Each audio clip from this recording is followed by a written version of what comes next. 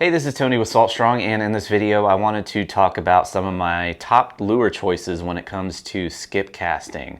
Now, skip casting is an ideal way to get your lure up underneath structure, up underneath the mangroves, docks, whatever type of heavy structure you may be fishing, which is typically where those fish are going to be holding, which is under that structure. So you want to get that lure in the strike zone.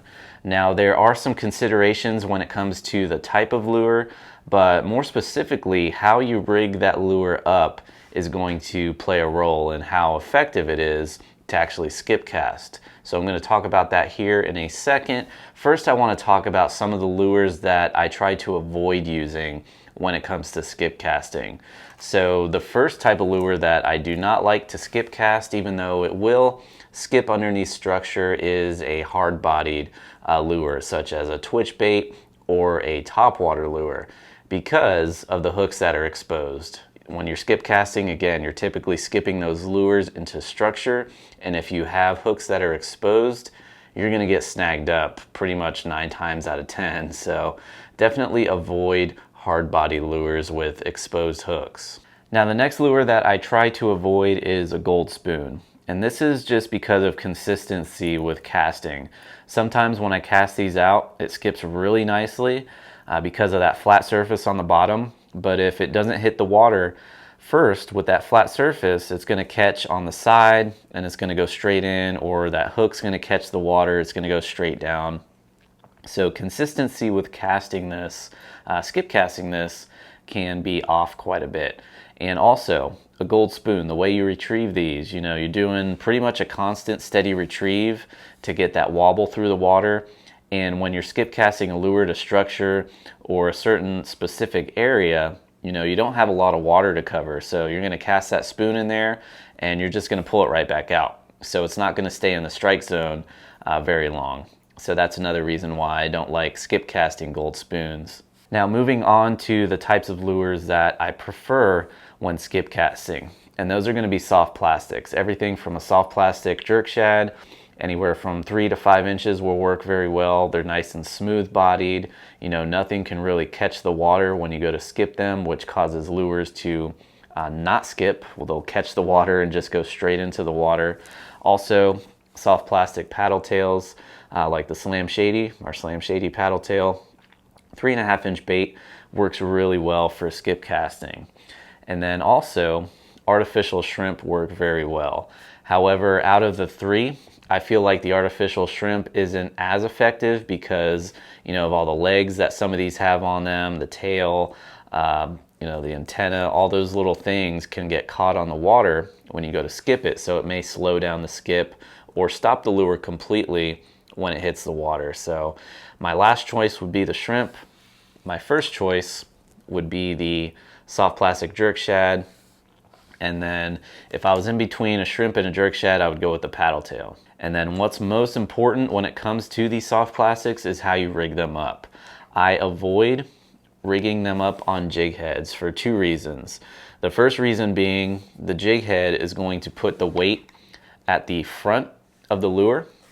So when you go to cast that lure, if that jig head catches the water, it's going straight in, as opposed to rigging these up on wide gap weedless hooks, such as owner twist lock hook.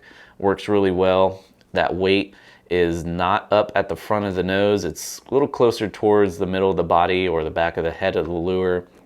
It just keeps that lure more balanced, so when you do go to cast it, that weight doesn't catch the water and you mess up a cast. And also, another type of jig head that you want to avoid is the ones that have the swivel head on them, such as a Texasite jig head for skip casting.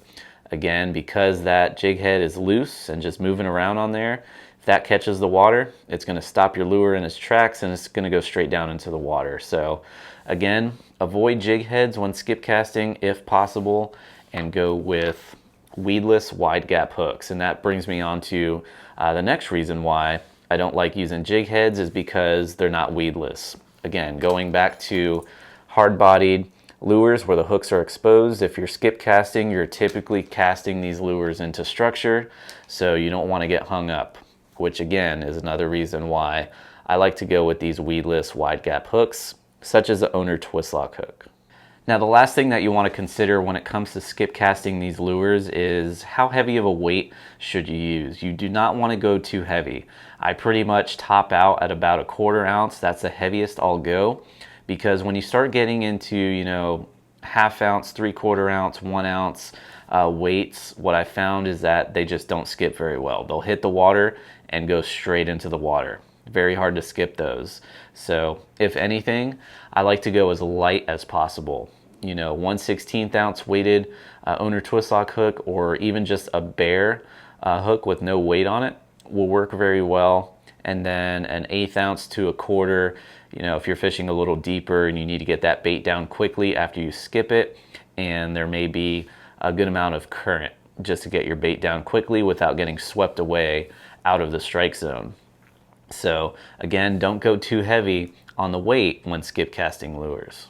So hopefully these tips can help you out when it comes to choosing an ideal lure and rigging them up for skip casting. Again, I would avoid jig heads, avoid using weights that are too heavy, and avoid any types of lures where the hooks are exposed. Now, if you haven't done so already, definitely be sure to check out our Salt Strong Insider Club, where you do get 20% off our shop page at fishstrong.com. And if you're not a member, you still have access to the products on there, but you don't get that really good discount. So definitely be sure to check that out.